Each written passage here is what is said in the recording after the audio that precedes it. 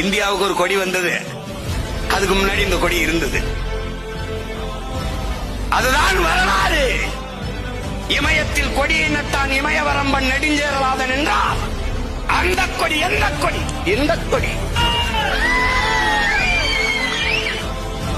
கீழே இருக்க அந்த வில் அம்புதான்.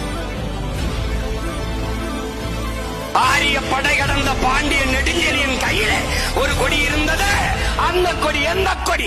இந்த கொடிதான்.